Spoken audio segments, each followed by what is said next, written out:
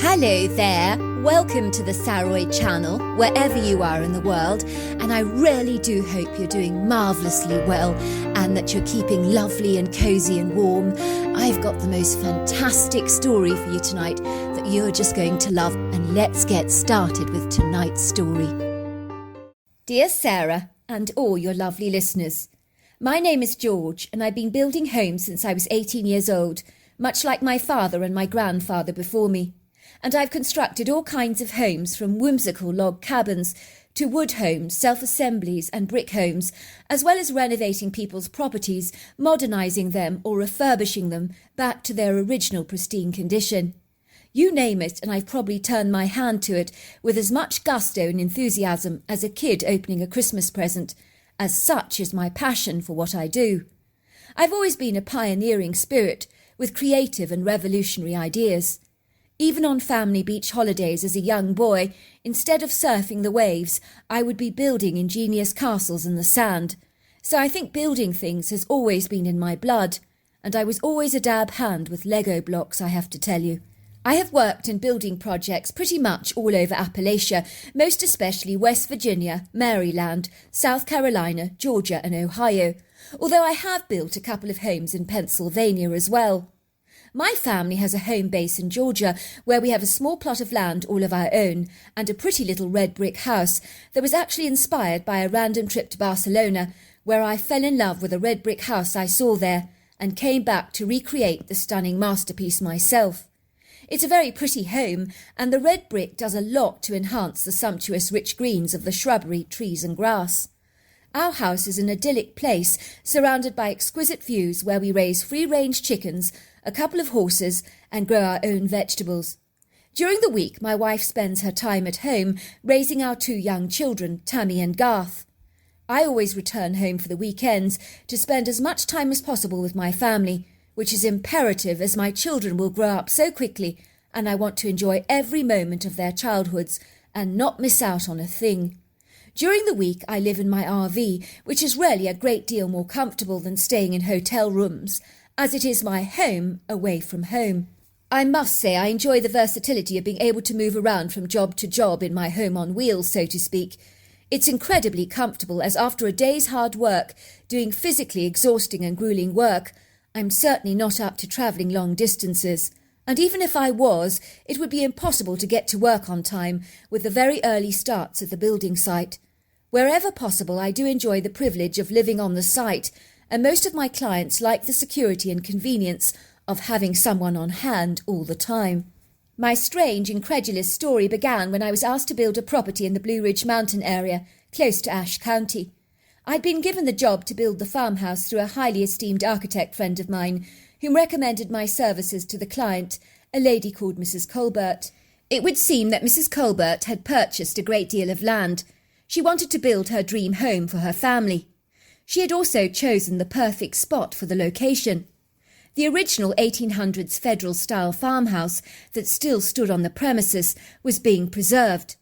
The family was still living in it while the building work progressed. But Mrs. Colbert was going to move her sister's family into the original farmhouse once the project was complete, and then her family would finally move into the brand new home that we were creating for her. Well, that was the plan anyway. I understood that Mrs. Colbert and her sister's family were exceptionally close and wanted to share the same piece of land. And why not if you can afford to? It was very much an exciting job, challenging and creative, and required skill and expertise, a knowledge of history and architectural plans specifically designed to complement the original Federal-style architecture. I work with a team of very talented, skilled, expert builders, and everyone was exceedingly excited about the job at hand, as it was situated on a vast acreage of land, surrounded by exquisite panoramic mountain views, sculptural rugged outcrops, pretty open prairies, vast areas of natural ubiquitous woodland, silvery ponds, enchanting creeks, and a glorious stream that meandered through the heart of the wood green. I had been given permission by the kindly Mrs. Colbert to park my RV on her land and live in this idyllic spot while the building project commenced, and I was happy about the prospect of manning the fort and enjoying the benefits of the pretty open countryside, fresh mountain air and mesmerising views while I was at it. And so began the challenging but awe-inspiring building project, with bulldozers and hydraulic excavators to create trenches, holes and foundations. We created a very sizable clearing of flattened land, and to the rear of the property, several hundred yards from where we planned to build a large wraparound porch, was a very pretty pond that was flanked by cascading willows and then stretched out to a vast resplendent-looking sylvan. Mrs. Colbert liked the idea of drinking pina coladas with her family while watching and observing the indigenous wildlife that frequented the pond for an early morning drink. She was a passionate animal lover and was particularly fond of deer. And she also loved interesting bird life, most particularly birds of prey like ospreys and eagles. The moment we began digging, I sensed we were being watched by unseen eyes, but this was not the first time I'd experienced such unusual phenomenon. Once on a building project in North Carolina, we had endured similar things, where unearthly, eerie paranormal phenomena were perceived. We certainly sensed the whole time that invisible eyes were studying us, which had always been very discomposing for us. We would hear strange apparitional talking that could never be discerned, as the phantom-like voices seemed muffled and far away. But sometimes we would hear our names being called, and that would invariably freak us all out and send chilling shivers down our spines, and some of my workmen had bailed on me, as they were so traumatized by these spine-chilling events. If that wasn't hauntingly unsettling enough for you, some of us were even physically touched by invisible hands.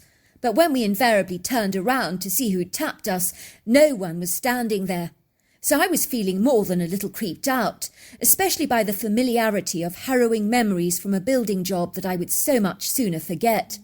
I pushed those thoughts back to one side and told myself to stop indulging my imagination with these crazy ideas and to focus on the job at hand. Yet despite my very best efforts, I failed to relinquish the spooky feeling that I was being watched. When I glanced towards the sylvan very briefly, I was almost certain that I had detected the silhouette of a dark shadow peering at me from behind a tree. Now I was really getting carried away in my imagination, I thought very angrily to myself. Suddenly Sid, who was managing the hydraulic excavator, stepped off the machine for a moment, saying that he had spotted something buried beneath the ground, and that was when we realised we'd dug up an old gravesite. We had unearthed the body of a massive giant humanoid skeleton that was exceptionally large and much bigger than a human's, with very long leg bones and a thick conical skull that was full of very sizable teeth, far larger than your average man. I heaved a huge sigh of deep frustration. This was a massive setback because we would have to call the sheriff out in case there was anything nefarious or underhanded about our discovery. This had the potential to hold back our building project for weeks or even months on end, especially if the area was deemed to be a crime scene. I asked Sid, who was a man of few words, to call out the sheriff for us. We all stood over the gravesite, staring at the body in disbelief, or rather the skeleton, should I say, wondering if we were about to unearth some more nasty, insidious surprises from beneath the earth. Suddenly we saw this massive boulder, and when I say massive, I mean massive. It was easily about 5 foot wide, 6 foot tall, and incredibly heavy, and it was rolling down the valley at a very fast speed. And all three of us on the site automatically ran to stop it, because it was tumbling towards my RV and could have potentially caused a great deal of damage.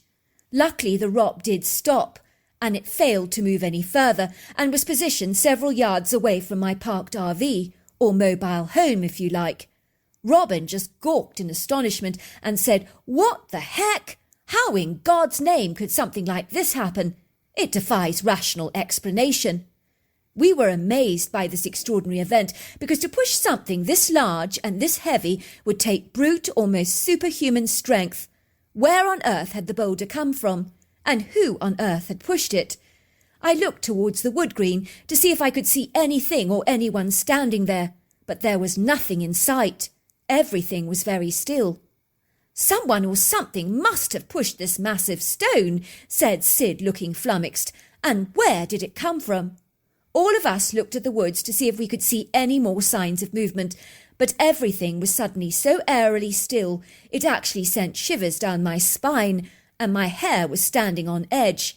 I felt as if something was not quite right deep in my gut, but I wasn't quite sure what it was. "Something is definitely watching us," piped Robin, looking at me with wide eyes. "Please to God may this not be another building development that stirs up malevolent spirits. I don't think I could go through that all over again. Last time it happened, I literally needed trauma counselling."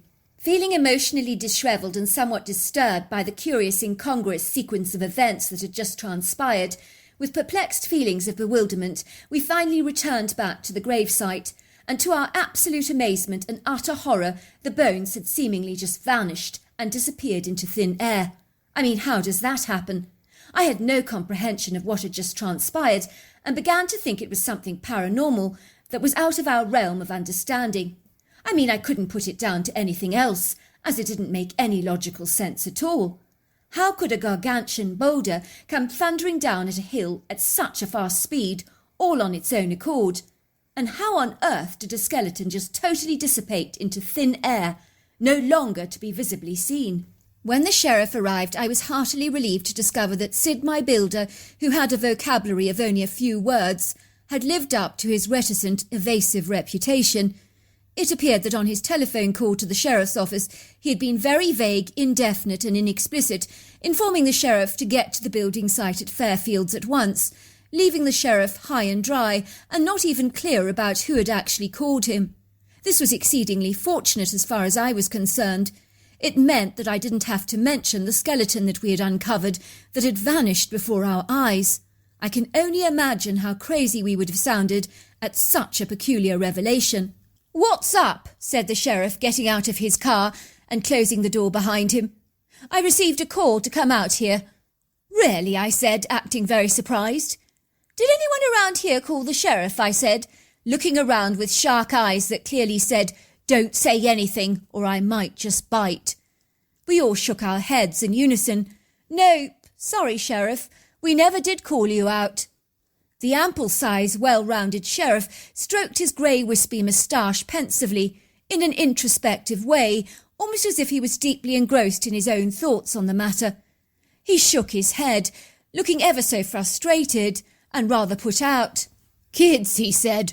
"Who would have them? Always up to their crafty little tricks during the school holidays, phoning me up to get me running around the place like a headless chicken. For some reason they think it's terribly funny to keep calling me out on these fake emergencies. I think I've a pretty good idea who the scheming little culprit is.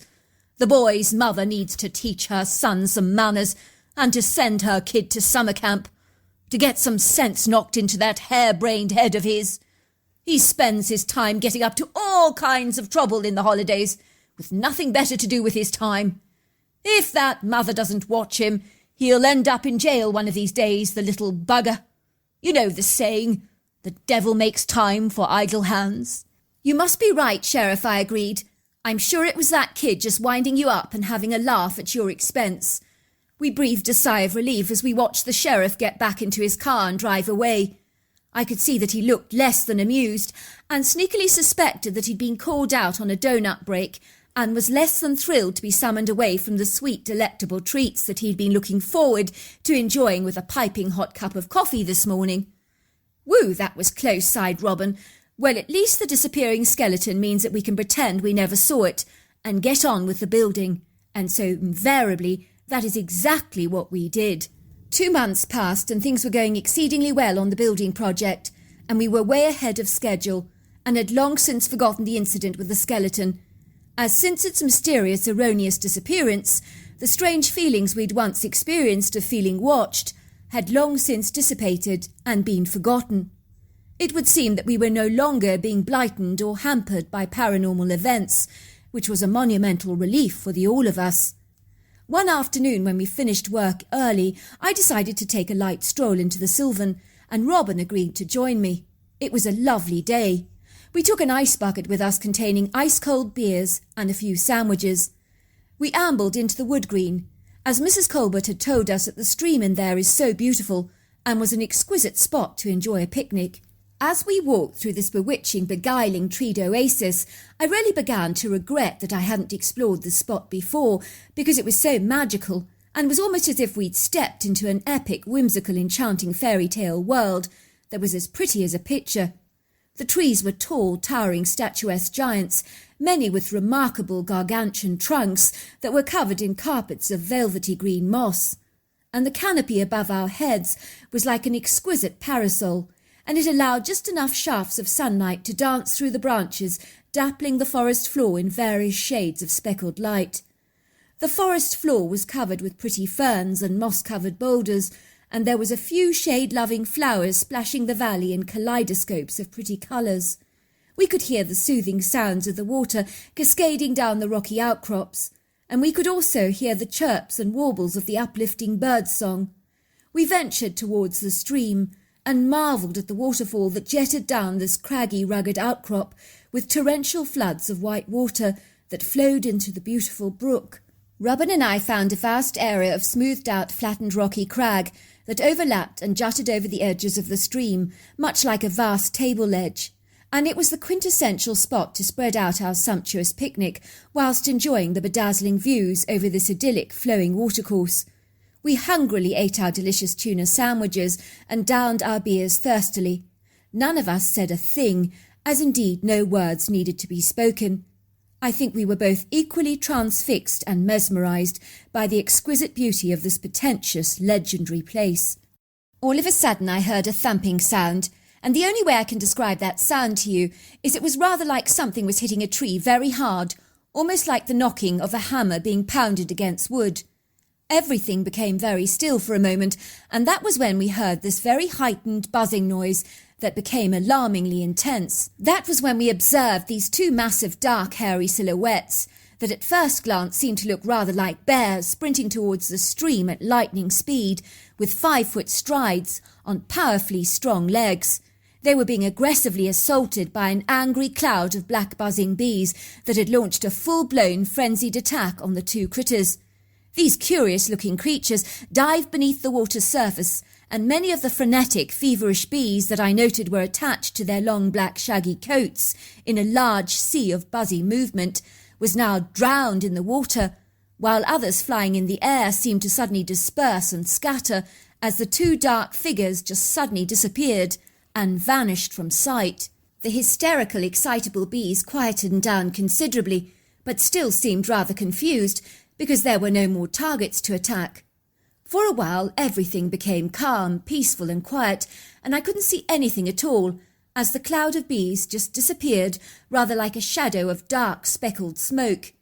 It would seem that the tranquil gushing water hushed as everything became deathly still. After about 3 to 5 long minutes, 2 drenched heads popped out from under the water, where they had successfully held their breaths for quite some time.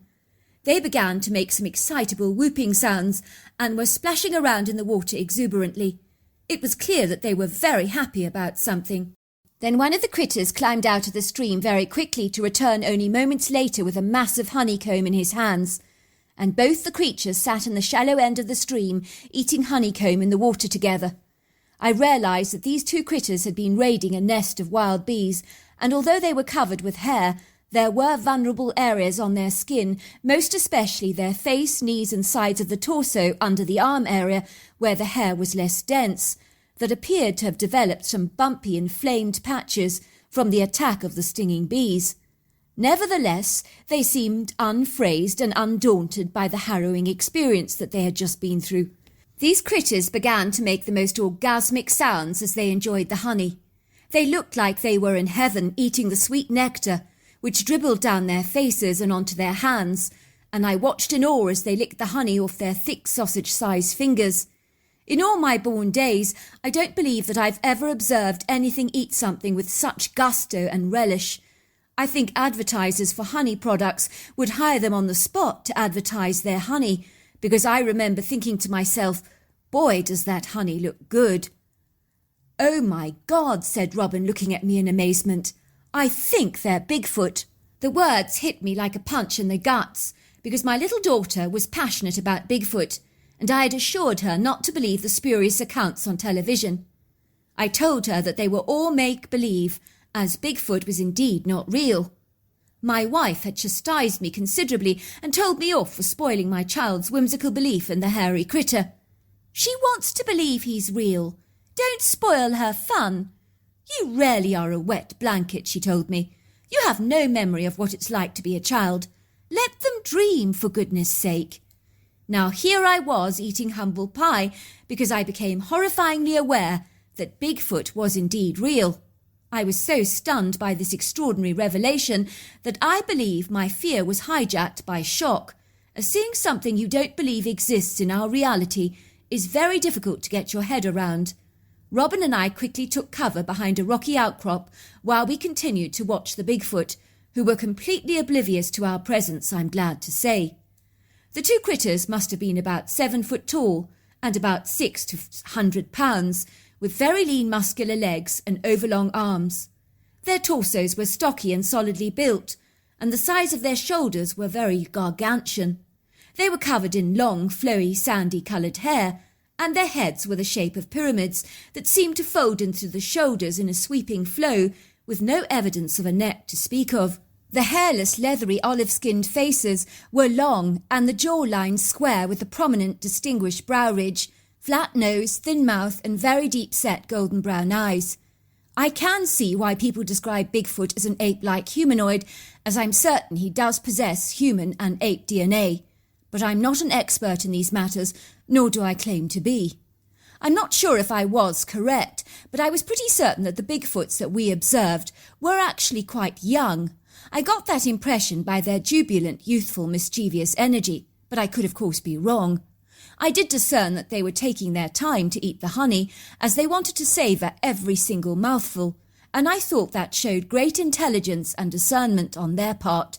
There was no rush for them to gobble it all up at once, and they were eager to take their time. The critters sat in the shallow water for ages, rather like my wife does when she eats mangoes in the bath to avoid getting the sticky juices all over her. Maybe that's what the Bigfoots were trying to do. All I know is that Robin and I were so transfixed and amazed by what we were observing that we barely noticed the sun setting and the darkness rolling across the valley, and that was when I realised it was getting dark and late. The critters were still playing in the water together when we sneaked away and left them. Luckily we managed to make our way back to my RV, where I persuaded Robin to sleep in my spare bed. I just knew that I wanted to talk the whole night about what we'd seen and perceived. I couldn't share my experience with anybody else, so he was the one I wanted to talk to about it. Who else would ever believe our story? As Robin and I began to talk, we both reflected back to the very first day that we had found the large skeleton in the ground, and we began to put the pieces of the jigsaw puzzle together, and got a clear picture of what really had happened. We are both absolutely certain that the skeleton we found buried beneath the ground was not human at all, but rather that of a large Bigfoot, based on the elongated skull shape and the size of the skeleton. We had sensed that something had been watching us when we began bulldozing the area. I now believe emphatically it was a worried family of Bigfoot that were highly concerned we were digging up the remains of a long-lost relative. As a result, they created a diversion by rolling a massive boulder towards my RV, so that all my builders were distracted by the incident and diverted from the gravesite. It would seem that Bigfoot had rescued the bones from the ground, while we were momentarily distracted. They possibly reburied those bones somewhere else. Robin and I were now certain that this is what had transpired. We were in awe at the intelligence of these creatures who are so successful at remaining elusive, evasive and invisible. We had watched them on this afternoon successfully recover a large honeycomb from a bunch of frenzied bees. My guess is that they'll possibly keep going back for more, as I very much doubt they destroyed the whole nest. They're too clever for that. Robin and I also marvelled that we hadn't actually been scared the whole time. We most certainly should have been, but it would be hard to imagine the joyful critters becoming aggressive towards us, as they were so high on sugar. Robin informs me that when his wife gets very grumpy, he will buy her something very rich and sweet and sticky, much like a chocolate brownie, and he says it works like a charm every time in putting his wife into a good jovial mood. No wonder they say that sugar is as addictive as cocaine. I think possibly we sensed the Bigfoots were no threat to us based on their good mood, but maybe things would have been remarkably different for us if we had faced Bigfoot on a rather bad day when his stomach was empty. I know if I haven't eaten, I get very grouchy, but once my belly is full, I'm one happy man. Could Bigfoot be as predisposed towards mood changes as much as we are, that could ultimately affect the kind of encounter we might have with the critter should our paths cross? After our project was finished, I always reflected on the Bigfoots we saw that day. Robin and I get together from time to time to discuss it, but until now we've not shared our story with anybody else. He did give me permission to share my story with you, though. I did, however, tell my daughter once that I believe Bigfoot might be real after all. My daughter was incredibly delighted, and my wife even gave me a hug. "That's much more like it," she said. "I do like it when you humour the kids. It's a very nice thing to let your children dream, you know." So there you are. That's my story. My word! Who would have thought that Bigfoot would have had such a sweet tooth and want to go after the honey? He's more clever than we think. Until next time, goodbye and good night.